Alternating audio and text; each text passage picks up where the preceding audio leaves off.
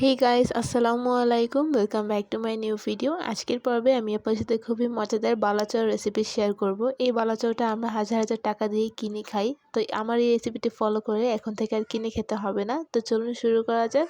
তো প্রথমে আমি এখানে চিংড়ি মাছের শুটকি নিয়ে নিয়েছি। তো এবার এই শুটকি মাছগুলোকে আমি একটু ধুয়ে নেব। তো আমি এখানে 3-4 বারের মতো পানির মধ্যে এটাকে ভিজিয়ে ভালোভাবে ধুয়ে নিচ্ছি।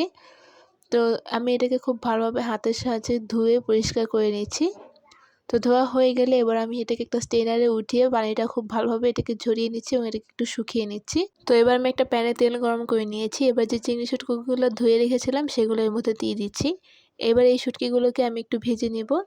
তো এগুলো ব্রাউন কালার হয়ে আসা পর্যন্ত আমি এগুলোকে ভাজবো। তো আমার এই চিংড়ি শুটকিগুলো ভাজতে প্রায় 5 থেকে 7 মিনিটের মতো সময় লেগেছে। এবার আমি এগুলোকে উঠিয়ে নিচ্ছি। তো এবার আমি দিয়ে দিচ্ছি কিছু রসুন কুচি করে রাখা। রসুনগুলোকে আমি গোল গোল করে কুচি করে নিয়েছি। তো এবার এগুলোকে খুব ভালোভাবে ভেজে আমি উঠিয়ে নিচ্ছি। তো এবার আমি এখানে দিয়ে দিচ্ছি পেঁয়াজ কুচি করে রাখা। এবার এই পেঁয়াজগুলোকেও ভেজে নিতে হবে।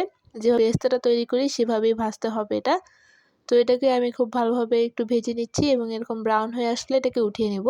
এবার আমি কয়েকটা শুকনো মরিচ ভেজে নিব। তো মরিচগুলোকে একটু উল্টিয়ে পাল্টিয়ে নিলেই কিন্তু হয়ে যাবে। তো আমার ভাজা হয়ে গেছে। এবার আমি এটাকে উঠিয়ে নিচ্ছি। তো এবার আমি একটা প্যানে নিয়ে নিচ্ছি স্বাদ মতো লবণ আর দিয়ে দিচ্ছি 1 চা চামচ পরিমাণ মরিচের গুঁড়া। এবার এই মরিচ আর লবণটাকে খুব ভালোভাবে মিশিয়ে একটু টেলে নিতে হবে। তো আমি এটাকে 2 মিনিটের মতো এরকম একটু টেলে নিচ্ছি। এবার আমি যেই শুটকিগুলোকে ভেজে রেখেছিলাম সাথে পেঁয়াজ আর রসুনটাও ভেজে রেখেছিলাম সেটা দিয়ে দিচ্ছি। আর যে শুকনো মরিচগুলো ভেজে রেখেছিলাম সেটা একটু হাত দিয়ে ছোটো ছোটো করে নিয়ে নিয়েছি। তো এবার আমি এর মধ্যে কিছুটা সরিষার তেল এবার দিয়ে সব কিছুকে একসাথে খুব ভালোভাবে মিশিয়ে নিতে হবে এবং এটাকে খুব ভালোভাবে ভেজে নিতে হবে। তো আমি প্রায় 5 থেকে 7 মিনিটের মতো এটাকে ভেজে নিয়েছি। তো দেখুন আমার বালাচাওটা কিন্তু হয়ে গেছে। তো আমি এটাকে এবার উঠিয়ে নিচ্ছি। আমার বালাচাওগুলো কিন্তু একদম রেডি। এবার আমি এটাকে এরকম কন্টেইনারে ভরে রাখছি। আপনারা এটাকে অনেকদিন পর্যন্ত সংরক্ষণ করে ভরে রাখলে আমরা কিন্তু অনেকদিন পর্যন্ত এটাকে খেতে পারি। তো এবার আমি এই বালাচাওটা দিয়ে একটা ভর্তা তৈরি করে দেখাবো। এবার দিয়ে দিচ্ছি কিছুটা ধনেপাতা কুচি। তো দিয়ে এটাকে খুব হাতের সাহায্যে একটু মেখে নিলেই হয়ে যাবে। তো মাখানো হয়ে গেলে এবার আমি এখান থেকে কিছুটা বালাচাও দিয়ে দিচ্ছি এর মধ্যে। বালাচাওটা দিয়ে জাস্ট একটু মেখে নিলেই কিন্তু ভর্তাটা রেডি হয়ে যাবে। এখানে আর কোনো কিছুই অ্যাড করতে হবে না।